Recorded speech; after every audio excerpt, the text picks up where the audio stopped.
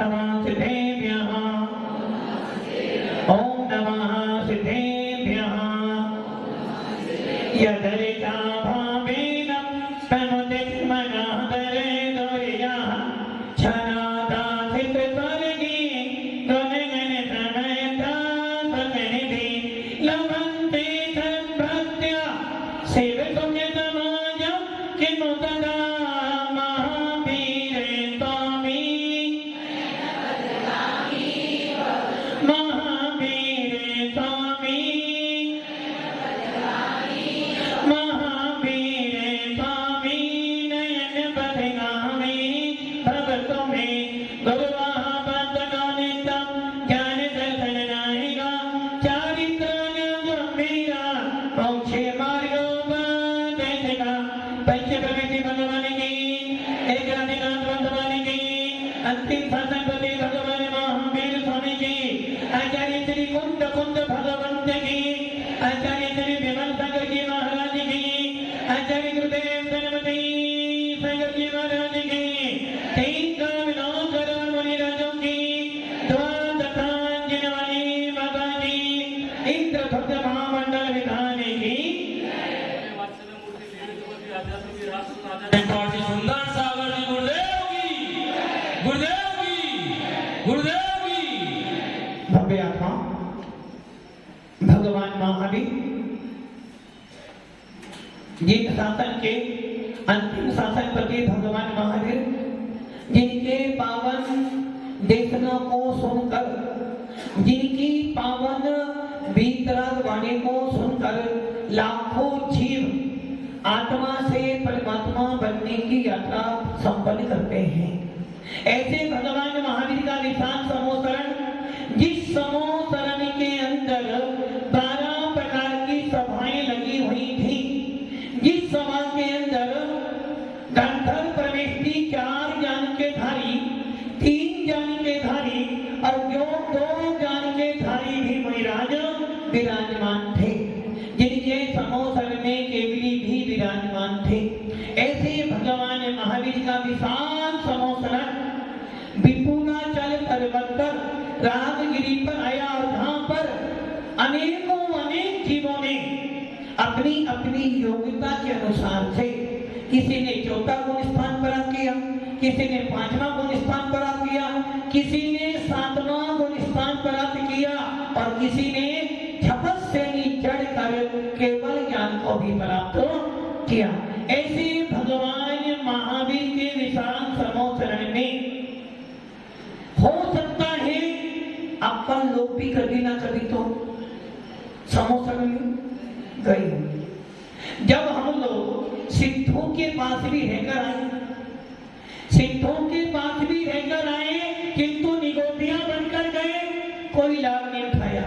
और जिस समय भगवान महावीर का समोसरण आया उस समय हम भी जीव तो थे, ये तो निश्चित है जीव थे और जीव हमेशा बने रहेंगे। ये हो सकता है हमारी पर्याय बदली होगी, हो सकता है कि समोसरण में भगवान महावीर बैठे थे, हो सकता है उसी समोसरण के बाहर हम कोई 1 इंद्री या 2 इंद्री बनकर घूम रहे हों, और ऐसा भी हो सकता है कि हम उस समोसरण के अंदर ही किसी ना किसी कोने में 1 इंद्री से लेकर 5 इंद्री तक बनकर बैठे होंगे, किंतु हमने भगवान महावीर की देशना सुनी, उनको देखा भी, किंतु अपनी आत्मा का अवलोकन नहीं किया। भव्य आत्मा ये तो निश्चित है कि जिन शासन मिला है, जिन शासन मिला है बड़े भाग्य से मिला है। कोई तीव्र साथी से पुण्य कर आए थे जो आज हमको जैन कुल मिला है, वीतराग धर्म मिला है, जिस धर्म को पाकर पाषाण भी भगवान बन जाते हैं।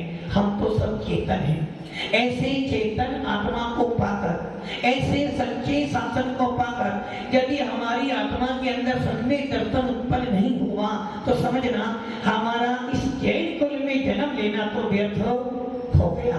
और यदि सम्यक दर्शन प्राप्त कर लिया तो समझ लेना मेरा मोक्ष जाना तो निश्चित है, किंतु अकेले सम्यक दर्शन के काम चलने वाला नहीं है। आचार्य कुंद स्वामी ने नियम सा कुंद कुंद का नाम लेते ही क्या लगता है? कुंद कुंद का नाम लेते ही आत्मा में ऐसी ऊर्जा आती जी नहीं। कम से कम एक ऐसा भी संत हुआ जितने आज से 2000 पूर्व एक ऐसा शास्त्र दिखा जिस शास्त्र को पढ़कर लोग आत्मा की चर्चा करते हैं। ऐसे कुंद स्वामी ने अपने नियम सार में गाथा नंबर 2 में लिखा कि जिन शासन में 2 चीजें हैं। कितनी चीजें हैं? 2। पहला, जिन शासन में 2 चीजें, एक थे मार्ग और एक मार्ग का फल। एक मार्ग और एक दूसरा मार्ग का फल। मार्ग क्या है आपका? मार्ग मतलब चलना। जब तक आपका मार्ग बढ़िया नहीं होगा आपका फल अच्छा होने वाला नहीं है। और मार्ग आपका अच्छा कब होगा? जब आपका लक्ष्य बढ़िया होगा। जैसा लक्ष्य होगा वैसा मार्ग चाहिए। यदि लक्ष्य और मार्ग दोनों अलग अलग हो जाएंगे तो आपको फल की प्राप्ति होने वाली नहीं है। इसलिए आचार्य कुंद स्वामी कह रहे हैं मार्ग और मार्ग का फल। जैन शासन में 2 चीजें संक्षेप से कही है। मार्ग कौन सा है हमारा? हमारा मार्ग क्या है पंडित जी? हमारा मार्ग क्या है? हमारा मार्ग क्या है? मार्ग हमारा क्या है? कीर्ति जी हमारा मार्ग क्या है? घर से दुकान, दुकान से घर, ये हमारा मार्ग है। आपका तो यही मार्ग है ना? घर से दुकान, दुकान से घर। हाँ कोठारी जी, आपका मार्ग कौन सा है? अच्छा, मिथ्या को छोड़कर मोक्षधाम चलो। कम से कम चक्रवात में कुछ तो सीखना कि मिथ्या छोड़ना है। राजवन जी, आपका मार्ग क्या है? करुणा जी, आपका मार्ग क्या है? घर में संतोष के लिए अच्छा खाना बनाना, परिवार को बांध कर रखना, ये तुम्हारा मार्ग। मार्ग तो यही है। लक्ष्य क्या है आपका? पवन जी, आपका लक्ष्य क्या है? धर्म ध्यान करना, वो भी घर में रहकर। धर्म ध्यान तो करना घर में रहेंगे करना, घर छोड़कर नहीं। पंकज जी, आपका मार्ग क्या है? आपका मार्ग क्या? मार्ग मेरा अनुसरण, मैं मार्ग नहीं हूं। मैं मार्ग नहीं हूं, मैं तो मार्ग का एक पालन करने वाला हूं। हमारा मार्ग क्या है? मार्ग निर्धारित कब होगा? जब मेरा लक्ष्य निर्धारित हो। जब तक मेरा लक्ष्य निर्धारित नहीं होगा मेरा मार्ग निर्धारित नहीं हो सकता। यदि मुझे बंबई जाना है, कहां जाना है? मुझे कहां जाना? बंबई जाना है। और मैं कलकत्ता के मार्ग पर जाऊं तो क्या हो जाएगा? लंबा पड़ जाएगा। अरे पूरी दिशा बदल जाएगी। अभी मेरा लक्ष्य, सबसे मार्ग निर्धारित करने से पहले लक्ष्य निर्धारित करना। मेरा लक्ष्य क्या है? खाना क्यों खाना है? जीने के लिए, जीने के लिए या खाने के लिए जीना है। जब तक मेरा लक्ष्य निर्धारित नहीं हुआ तब तक मेरा मार्ग निर्धारित होने वाला नहीं। और मेरा लक्ष्य क्या है? धनपाल जी, लक्ष्य क्या है? देखो कितना सफेद झूठ बोल रहे हो। जिनेंद्र देव के मंदिर में बैठकर, देव सात गुरु के सानिध्य में बैठकर सफेद झूठ बोल रहे हो कि मेरा लक्ष्य मोक्ष है। फाइनल तो 30 तारीख को रिटायरमेंट है। 30 तारीख को रिटायरमेंट है। कहां से? कहां से? कहां से? तो फाइनल ना 30 तारीख को तुम्हारा जिम्मेदारियों से त्याग।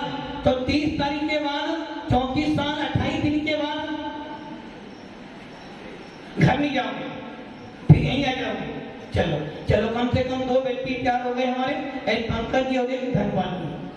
भव्य आत्मा, पहले लक्ष्य निर्धारित करो।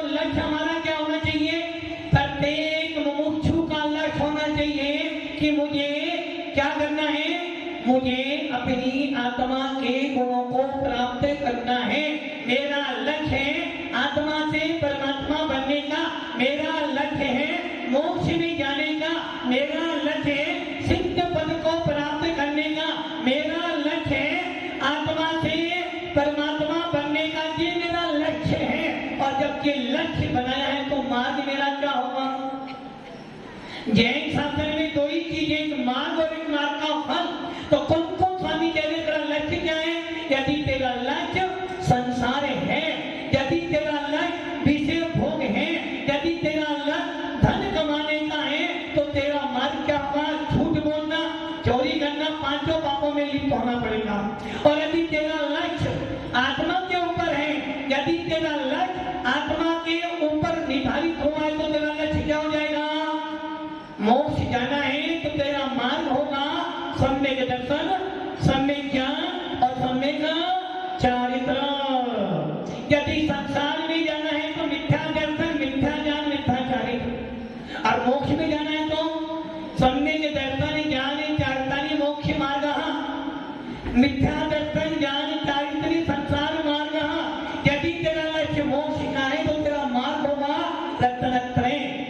और जो जीव रत्नत्रय पालन करेगा, जो जीव सम्यक दर्शन, ज्ञान, चारित्र की आराधना करेगा, उसका फल क्या मिलेगा? फल क्या मिलेगा?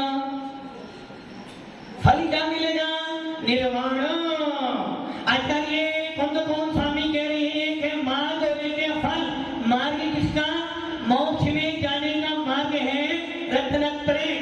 और सम्यक दर्शन, सम्यक ज्ञान, सम्यक चारित्र की आराधना करने वाले कहाँ जाएगा? निर्वाण को जाएगा, उसको फल मिलेगा निर्वाण। महामोक्ष फल प्राप्त है फलम निरूपन्ति। ये कब मिला? यदि मेरे मन में मोक्ष जाने की भावना है, यदि मेरे मन में मोक्ष जाने का मैंने विचार बनाया है, तो सबसे पहले मुझे क्या करना पड़ेगा? नीरज भैया जी, कहाँ जाने का लक्ष्य है? दिल्ली जाने का लक्ष्य। दिल्ली जाने का लक्ष्य नहीं जाना ना, तो मार्ग है। दिल्ली जाने का लक्ष्य नहीं है। मार्ग नहीं, दिल्ली मार्ग नहीं। मेरा लक्ष्य दिल्ली जाने का मार्ग होगा तेरे गाड़ी पैदल। लक्ष्य क्या है तुम्हारा? दिल्ली वाले के पास जाने का। पक्का ना? जी। तो सही है का भैया जी का आज से घर जाने का तेरा मार्ग देव साथ गुरु के सामने बोला गया होगा तुम्हारा, और आज विजय दशमी नहीं है तुम्हारा। भव्य आत्माओं, यदि मुझे मोक्ष में जाने का लक्ष्य बनाया है, यदि मैंने आत्मा से परमात्मा बनाने का लक्ष्य बनाया, तो मेरा मार्ग क्या होगा? सबसे पहले निधिकांत भेषो, अर्थात रत्नत्रय धारण करना पड़ेगा। और जो रत्नत्रय धारण करेगा, जो भेद विज्ञान पूर्वक, जो भाव लिंग पूर्वक मुनि मुद्रा धारण कर लेगा, उसका फल निर्वाण निश्चित मिलेगा। आपको ध्यान हो, आपको ध्यान हो, आप किसकी पूजा कर रहे हो? इंद्रध्वज। किनकी पूजा कर रहे हो? कृत्रिम जिनी चैतन्यों की पूजा आपने की है। अर्थात इस मध्य लोक में 458 जो कृत्रिम जिनी चैतन्य थे, उनकी आप वंदना कर चुके हो। और उसका लक्ष्य क्या था? कि वंदना किस लिए की हमने? वंदना किस लिए की हमने? आराध्य बनने के लिए। वंदना किस लिए की हमने? आराध्य बनने के लिए। पूजा किस लिए की हमने? पूज्य बनने के लिए। सामग्री किस लिए चढ़ाई हमने? अपनी आसक्ति को कम करने के लिए। और जिनेंद्र देव के सानिध्य में बैठे हैं, अपने अंदर के भगवान को देखने के लिए। रावण नवरात्रि चल रहा, कौन सा दिन है? कौन सा दिन है? विजयादशमी। आज के दिन क्या करना चाहिए?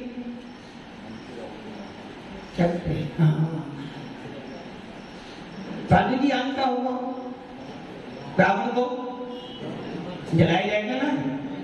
अच्छा, जैनी लोग जलाते हैं जो। ये ध्यान रखना, जो रावण को ना जलाए वो जैन नहीं है। जो रावण को ना जलाए वो जैन नहीं है। उषा जी, सारे जहां से अच्छा यही होता है जब जिसके प्रति राग होता है, मन उसके प्रति दौड़ता है। सही है ना? ओसा जी वो कहानी आती है एक सुकोसल मुनिराज की। देवी जी सामने आ जाओ। सुकोसल मुनिराज की कहानी आती है कि उनको एक महाराज ने नियम दिया था। उसने पूछा कि हे भगवान, क्या मेरे घर में कभी कोई दीपक आएगा? कौन सा दीपक? ये दीपक नहीं, कोई दीपक आएगा क्या? महाराज ने बोला दीपक तो आएगा, किंतु जिस दिन तेरे घर में दीपक आएगा और तूने समाचार सुन लिया तो मुनि बन जाएगा। और सुन, जिस दिन तेरा बेटा तेरा दर्शन कर लेगा उस दिन वो भी मुनि बन जाएगा। रानी ने प्रयास किया कि बेटा हुआ है, पिता को पता ना चले, किंतु कब तो छुपाओगे?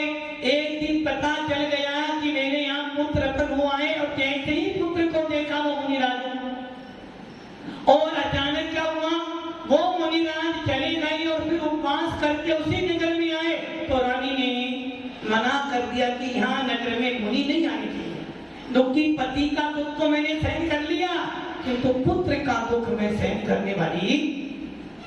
और एक दिन वो मुनिराज जब आए हार के लिए तो रानी ने सिपाहियों से उसको नगर से बाहर निकाल दिया। और ये देख कर वो ध्याई जिसने दूध पिलाया था वो रो रही थी। उसने पूछा पुत्र ने, ढाई क्या बोले कि तेरे पिता हैं, किंतु तेरी माँ ने इसलिए नगर से बाहर निकाल दिया है कि इसको देखने में तो मुनि बन जाएगा। पुत्र ने इतना ही सुना था, सीधा मुनि बन गया। और देखो उस माँ ने क्या किया दिमाग में, आंत धान से मरी, शेरनी हो गई और पुत्र को कहाँ गया मोह? संसारी जीवों का मोह कैसा होता है? तू चल, जब तक व्यक्ति जीवित है तब तक तो मेरा मेरा मेरा मेरा, और जिस दिन चला जाता है माँ तो फोटो बन के रह जाती है, उसकी राख भी कोई स्पर्श करना नहीं चाहता है। अब ये बात सत्य है और सबके जीवन में घटित, किंतु आचार्य कुंद गोस्वामी कहते हैं यदि इस शरीर से मुनिराज बनते हो, इस शरीर से आरिका बनते हो, महाव्रतों का पालन करते हो, तो तुम्हारा शरीर भी पूजनीय बन जाता है। आज है विजयादशमी और शास्त्रों में ज्योतिष के अंदर ज्योतिषकार कहते हैं कि आज का दिन बिना देखा मुहूर्त है। किसी को आज किसी पंडित को दक्षिणा नहीं मिली, बस विजयादशमी आ गई, समझना आपका मुहूर्त बहुत बढ़िया है। मां क्या करना, अच्छे भावों से जो भी काम करोगे आज उसमें निश्चित विजय तो प्राप्त होनी ही होनी है। रावण, आज के दिन क्या हुआ था? रावण को जलाया था। किसने जलाया था? क्या जैनी लोग जलाते हैं? ऐसा अभी कोई जैनी जो व्यक्ति रावण को ना जलाए वो जैन नहीं है, और जो व्यक्ति रावण को जलाए वो जैन नहीं है। कौन से रावण को जलाना है? हमारे अंदर जो ईर्ष्या का रावण बैठा है, हमारे अंदर जो क्रोध मान माया लोभ का रावण बैठा है, हमारे अंदर दूसरे को नीचे कैसे लाना है, ये जो ईर्ष्या बुद्धि बैठी है, जो हमारे अंदर पाप बैठा है, इसको जो जलाएगा वो भगवान महावीर का अनुयायी होगा। और जो पुतला बनाकर जलाता है, समझ लेना लाखों जीवों की हिंसा कर उन्हें पाप कमाया है और उस पाप से उन्हें लाखों रावण पैदा कर लिए। भव्य आत्माओं, रावण बुरा नहीं था, और ये तो आप सब जानते हो। बुराई है तो अच्छाई की कीमत है, झूठ है तो सत्य की कीमत है, नकली है तो असली की कीमत है। रावण बुरा नहीं था, और आपको ध्यान हो, रावण सम्यक दृष्टि जीव था। और अभी हम कदम पुराण पढ़ रहे तो उसमें उदाहरण आया कि जब रावण और राम का युद्ध चला, युद्ध करते करते बहुत दिन निकल गए, अचानक आ गया फाल्गुन शुक्ला अष्टमी। क्या आ गया? दिनेश जी, फाल्गुन शुक्ला अष्टमी क्या होता है? बोलो महाराज देखो, धर्म की बात आप जानो, उससे मुझे पूछो कि कैसा कैसे काम करना है। फाल्गुन होली का समय क्या करते, उस पर श्री सिद्धि चक्र का पाठ करो, दिन रात ठाठ से प्राणी फल पायो। किसने माया पर पूजा कर रहे हैं हम और फल मिलना ढूंढ रहे हैं। उस अठानिका पर्व में रावण ने निर्धारित कर लिया लंका में आकर के भैया बहुत हिंसा कर ली, अब ये 8 दिन धर्म के हैं, इन 8 दिनों में हमें कोई भी हिंसा नहीं करनी और मैं बहुरूपिणी विद्या सिद्ध करने जा रहा हूं। और मेरा आदेश मंदोदरी से कहते हैं, मंदोदरी राज्य के अंदर ये घोषणा कर देना, कोई भी हिंसा नहीं करेगा, कोई भी पाप नहीं करेगा, यदि कोई तुम्हें कष्ट दे तो सहन कर लेना, जरा सा भी क्यों नहीं करना। जो निर्धन है उनको कोई काम नहीं करना, बस एक काम करना है, जिन मंदिर जाकर जिनेन्द्र देव की पूजा करना और जिनको जितना धन चाहिए उनको धन दे देना। किंतु यदि किसी जीव ने मन वचन काय से भी हिंसा की तो मैं उनका सर काट दूंगा। कौन कह रहा है ये बात? अब आप सोचो, जो रावण जिनेन्द्र देव की भक्ति के लिए त्याग हो गया, पूरे नगर में पूरे लंका में आदेश दे रहा कि कोई भी हिंसा नहीं करेगा और जो हिंसा करेगा उसका मैं सर, यहाँ तक कि जो मेरे पिता हैं या जो मेरे परिवार के लोग भी घमंड में आकर हिंसा ना करें। इधर जब विभीषण को पता चला कि रावण बहुरूपिणी विद्या सिद्ध कर रहा है तो विभीषण कहती है, राम यदि ये विद्या सिद्ध कर ली तो समझ लेना रावण को इंद्र भी नहीं मार पाएगा। तो क्या करना, आप किसी तरह रावण को क्रोध उत्पन्न करा दो तो रावण की विद्या सिद्ध नहीं होंगी। राम ने क्या उत्तर दिया? अच्छा बोलो पवन जी, यदि आप होते क्या करते? कौमी भैया क्या करते? सामने मेरा शत्रु है, क्या करोगे बोलो? जैन व्यक्ति भावना क्या बात है, मैत्री भाव जगत में मेरा सब जीवों पर। यदि कोई मेरा विरोधी है तो भावना किसे माना? माध्य था। पहले समझाओ प्यार से, नहीं माने तो क्या करना, थोड़ा धमकाओ, और जब लगे कि मेरे परिणाम खराब हो रहे तो माध्य सामना, राग ना द्वेष। अजय ध्यान रख लेना, विजय तो मेरे भावों से होनी है। लाख जमाना कोशिश कर ले हराने का, यदि जिनेन्द्र देव का दिगंबर साधु का आशीर्वाद है तो कोई भी बाल बाका करने वाला नहीं। उस राम ने क्या कहा, देखो मेरे वंशजों में, मेरी परंपरा में कभी भी किसी शत्रु को नहीं मारा जाता और क्षत्रिय जो होता है भागने वाले को नहीं मारता। और रावण पूजा कर रहा है जिनेन्द्र देव की, मैं किसी को भी आदेश नहीं दूंगा कि वो वहां जाकर उसको दूर करे, बहुरूपिणी विद्या सिद्ध हो या ना हो, किंतु मैं रावण के प्रति कोई भी बैर नहीं बांधूंगा। विभीषण ने क्या सोचा, राम को न्याय नीति से कैसे छोड़ो, लक्ष्मण के पास चलते हैं। लक्ष्मण जी ने आदेश दे दिया जाओ, और रावण को किसी तरह भी क्रोध उत्पन्न। रावण क्या कर रहा था, उनके लंका में भगवान शांतिनाथ का विशाल चैतन्य, मुनि सुव्रत नाथ के काल में राम रावण हुए और रावण ने नियम ले लिया 8 दिन तक जल पानी का त्याग, पानी भी नहीं पीऊंगा और 8 दिन तक कायोत्सव में खड़े होकर भगवान शांतिनाथ की आराधना करूंगा। किस लिए? क्योंकि मुझे राम को जीतना तो है, राजी जीतू कैसे जीतना तो है, जीतने का फल क्या, बहुरूपिणी विद्या सिद्ध कर लूंगा, मैं जीत जाऊंगा। और उसने 8 दिन तक ऐसी साधना की मंदोदरी को, रावण के जो राम की सेना के बानर वंशी सेना थी पूरी आई, मंदोदरी उसकी पत्नी बच्चों सबको मार दिया माया से। पूरी लंका में क्रोध आ रहा है, पूरी लंका दुखी है, किंतु रावण जरा से भी अपनी साधना से नहीं हिला। और जैसे ही उसको 8वें दिन पूर्णिमा के दिन वो विद्या सिद्ध हुई, उस विद्या ने कह दिया, रावण सिद्ध तो हुई हूं किंतु 3 बातें ध्यान रखना, मैं कभी भी चक्रवर्ती को नहीं मारती हूं, मैं कभी अर्धचक्री को नहीं मारूंगी, और जो मोक्षगामी जीव होंगे उस पर मेरा प्रभाव। रावण ने नहीं सोचा था कि लक्ष्मण कौन था, अर्धचक्री